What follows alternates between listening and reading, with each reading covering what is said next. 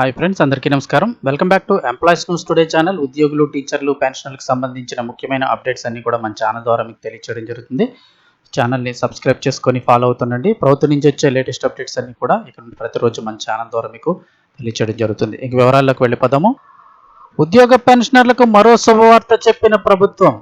Already retire అయిపోయి ఉంటారు కదా చాలా మంది, పదవీ విరమణ చేసేసి ఉన్నటువంటి వారికి ఇప్పుడు మరొక గుడ్ న్యూస్ చెప్పింది ప్రభుత్వం. ఇది ఉద్యోగులకు కూడా త్వరలో కొద్ది కాలం పాటు వర్తించనుంది. సో దానికి సంబంధించిన వివరాలు ఏంటి అని చూసినట్టయితే కనుక, ఆంధ్రప్రదేశ్ ఉద్యోగులందరికీ శుభవార్త. రిటైర్ అయిన వారందరికీ కూడా మళ్ళీ తిరిగి ఉద్యోగాలు. వీడియో ఎవరైనా లైక్ చేయకపోతే ఒక లైక్ చేయండి ఫ్రెండ్స్. ఆంధ్రప్రదేశ్ ప్రభుత్వ ఉద్యోగులకు సంబంధించి పదవీ విరమణ వయసును 60 నుంచి 62 ఏళ్లకు పెంచుతూ అధికారికంగా జీవో MS 45 అయితే ప్రభుత్వం జారీ చేసిన విషయం తెలిసిందే. అయితే ఇక నుండి ఉన్న వాళ్ళకి 62 ఏళ్ళు పెంచడం కాకుండా, ఇప్పటి వరకు 60 ఉంది, 60కి రిటైర్ అయ్యేవారు, వారికి మరో 2 ఏళ్ళు పెంచడం కాకుండా ఆల్రెడీ రిటైర్ అయిన వాళ్ళకి మళ్ళీ ఉద్యోగాలు ఇస్తున్నారు. రిటైర్మెంట్ అయ్యే వయసు 62 ఏళ్లకు పెంపు, ఉద్యోగుల వయసు పెంపుతో జీవో జారీ, తిరిగి మళ్ళీ విధుల్లోకి చేరే అవకాశం.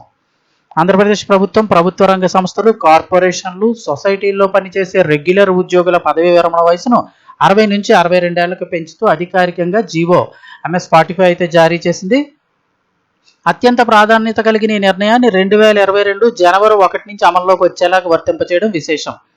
దీనివల్ల గతంలో నెలకొన్న సందిగ్ధతకు పూర్తిగా తెరపడిందని అయితే చెప్తూ ఉన్నారు. విధుల్లోకి మీరు కనుక తిరిగి వెళ్ళాలి అంటే నిబంధనలు ఏంటి అని చూస్తే, తాజా ఉత్తర్వుల ప్రకారం 2022 జనవరి 1 తర్వాత పదవీ విరమణ పొందిన అర్హులైన ఉద్యోగులందరినీ కూడా ఏపీ గవర్నమెంట్ అవసరమైన చోట మళ్ళీ తిరిగి విధుల్లోకి తీసుకుంటారు. అయితే రిటైర్ అయిన తేదీ నుంచి తిరిగి చేరేంత వరకు ఉన్న కాలాన్ని అవుట్ ఆఫ్ ఎంప్లాయీగా పరిగణిస్తూ ఎలాంటి వేతనం అయితే ఇవ్వరు. కానీ సీనియారిటీ విషయంలోనూ పదోన్నతులు, నేషనల్ ఇంక్రిమెంట్లకి కాలాన్ని అయితే పరిగణలోకి తీసుకుంటామని చెప్తున్నారు. ఇక అంతేకాదు, ఆర్థిక ప్రయోజనాల సర్దుబాటు.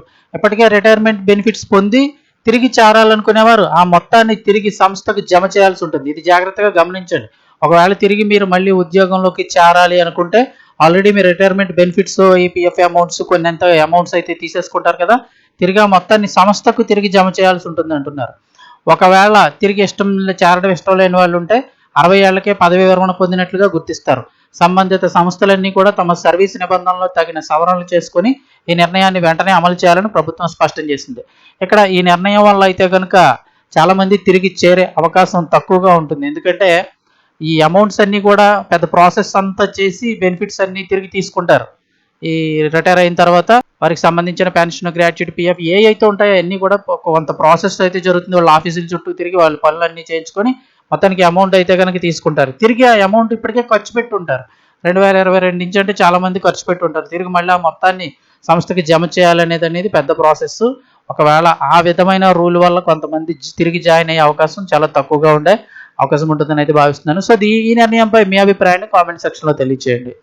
అలాగే ఎప్పటికప్పుడు అప్డేట్స్ తెలుసుకోవడానికి ఛానల్ని సబ్స్క్రైబ్ చేసి ఫాలో అవుతుండండి. Thanks for watching this video.